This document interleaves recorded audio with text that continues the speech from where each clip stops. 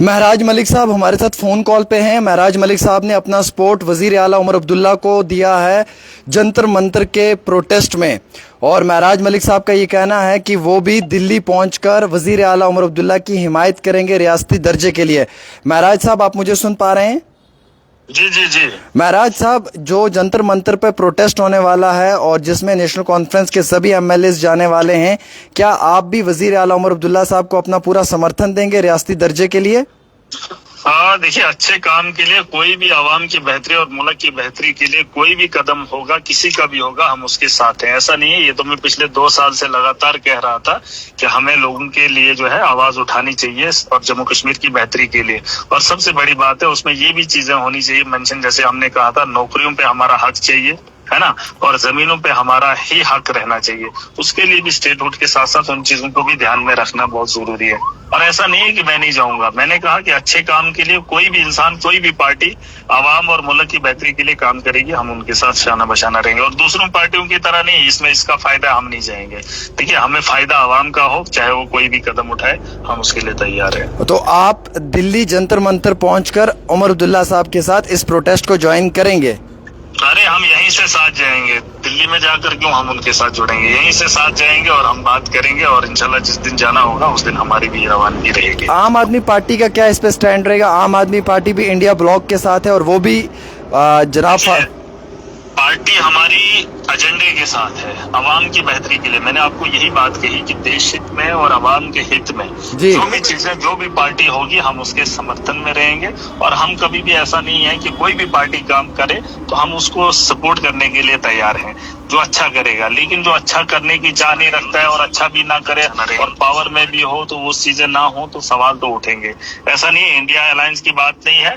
जो भी पार्टी देश हित के लिए और आवाम के लिए काम करेगी, हम उनके साथ शाना बशाना है। और आम आदमी पार्टी, मुझे लगता है, एज ए स्टेट प्रेसिडेंट की हैसियत से अगर मुझसे सवाल पूछ रहे हैं, एमएलए की हैसियत से पूछ रहे हैं, तो मुझे लगता है पार्टी का एजेंडा भी वही है कि जिससे आवाम को बेहतर जिंदगी मिले, सहूलियत मिले। क्या आपको लगता है महराज साहब, क्या आपको लगता है कि ये चीज बहुत पहले हो जानी चाहिए थी, बहुत लेट हो रही? बिल्कुल, मैं तो कह रहा हूँ कि जिस दिन सरकार बनी थी दिन एक मैसेज क्लियर होना चाहिए था।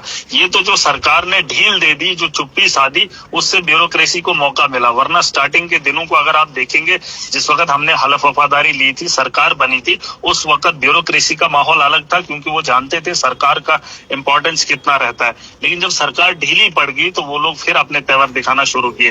पहले 2-3 महीनों के अंदर माहौल अलग था, ये बात सच है। और लोग भी मुझे सुन रहे, क्योंकि आवाम का मैंडेट था, बहुत बड़ी मेजोरिटी के साथ हमने सरकार बनाई थी। लेकिन उस वक्त हम उसको कैप्चर नहीं कर पाए, कंट्रोल नहीं कर पाए, जिसकी वजह से हमें आगे खमियाजा भुगतना पड़ा, और जिसके लिए हम स्टेटहुड की बात कर रहे हैं। मैं ये कह रहा हूँ कि हम भी यूटी के अंदर सरकार जब चला रहे थे तो हमें काम नहीं करने दिया जा रहा था, क्योंकि वहां पे हमारी कोalition की सरकार थी। उसके लिए फिर हमने वो चीजें छोड़ दी, फिर मेजोरिटी में हमने सरकार बनाई, फिर जाकर हमने पूरी ताकत लगाकर एडमिनिस्ट्रेशन से काम करवाया। पॉलिसीज हम बनाते हैं, जैसे अभी आपका मैं चैनल पे देख रहा था कि 20 लाख तक का जो है सीडीएफ हम जो है बीमारों को दे सकते हैं। यही बात है, यही पॉलिसीज हैं, और इनको इम्प्लीमेंट करवाना ये सरकार का काम रहता है। पॉलिसी भी बनानी है और इम्प्लीमेंट भी करवाना है, और उसके लिए मैन पावर हमारी ब्यूरोक्रेसी होती है। महराज साहब, आपने शुरुआती दौर में नेशनल कॉन्फ्रेंस को समर्थन दिया था, फिर आपने अपना समर्थन वापस भी ले लिया था।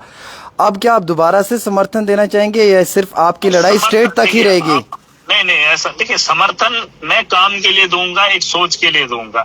जहां मुझे लगेगा इनकी सोच हमारी सोच से मिलती जुलती नहीं है, मेल नहीं खाती, आवाम इनकी सोच से परेशान है, मतलब पावर हो के आवाम अगर परेशान है, तो इसलिए मैं इनके साथ नहीं हूँ। जिस दिन ये अपनी ताकत का इस्तेमाल सही से करेंगे, जो आवाम ने मैंडेट दिया है, और उस मैंडेट का एहतराम करेंगे और उससे जो है एडमिनिस्ट्रेशन को काम पे लगाएंगे, तो यकीनन हम साथ रहेंगे। हमें क्या, हमें तो मिलजुल के काम करना है ना, आवाम की बेहतरी के लिए। अपने लोग तो है नहीं हमारे। आज यहाँ पर जो हादसा पेश आया अभी ठाठरी के अंदर, आपने देखा होगा, कल परसों हुआ था मामला। यहाँ पर इतना माहौल खराब हुआ, यहाँ पर या टूरिस्ट भी हैं, या यात्री हैं, या आम पैसेंजर्स हैं, वो लोग यहाँ पिछले दिनों से, एक दिन से जो है परेशान थे। वहां पर इतना माहौल गंदा हुआ था, पत्थर आए थे, मलबा आया था, वो लोग उसे हटाने के लिए जो है अमित शाह तक जो है मैसेज करते हैं, उमर साहब से बात करते हैं, एलजी का भी ट्वीट आता है।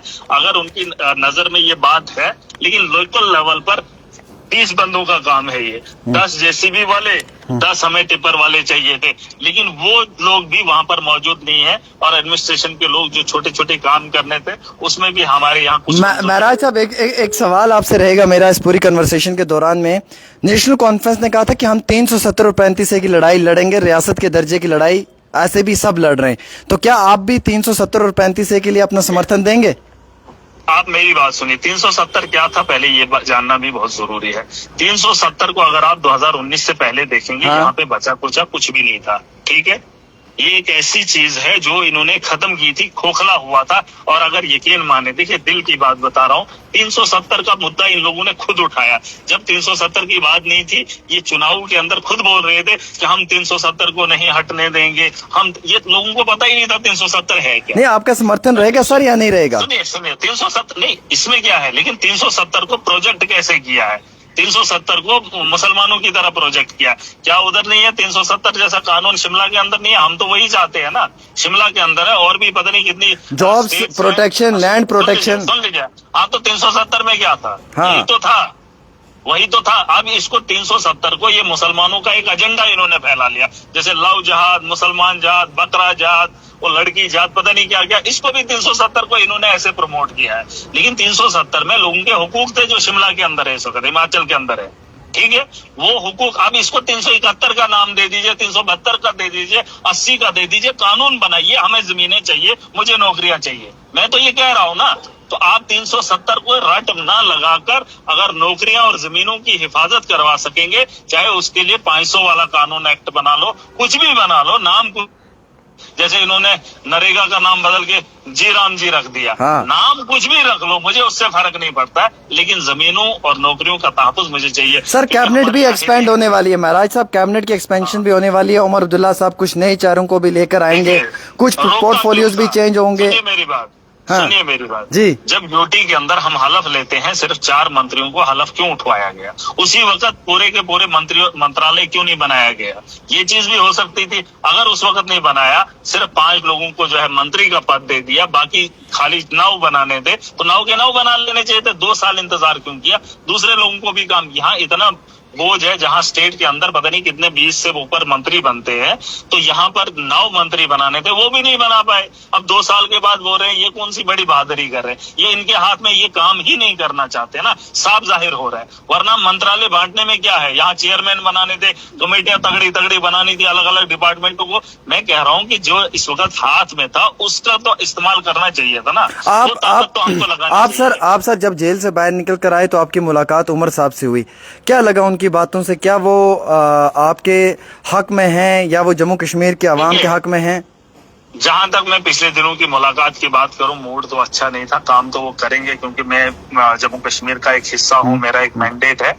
उस दिन उनका मूड अच्छा नहीं था, है ना। हाँ। मूड अगर चेहरे से इंसान पढ़ लेता है, अब उनका चेहरा उस दिन वैसा नहीं था जो सब पहले होता था। तो मैं चाहता हूँ मूड पे ना जाए, हमारे हालात पे न जाए, हमारे बोल पे न जाए। अगर वो अमित शाह से बात कर सकते हैं, अगर वो मोदी से बात कर सकते हैं, तो मैंने इतना कौन सा बड़ा जुर्म कर दिया कि मेरे से बात करने में थोड़ा सा वो, मतलब। अच्छा, वो आपसे नाराज थे? नाराजगी चेहरे से दिखी, नाराजगी क्या है मुझे नहीं पता है, बट उनकी बातों से वो एक्सप्रेशन नहीं आया जो उनसे पहले देखता था मैं। और आप फिर भी एनसी को सपोर्ट करेंगे?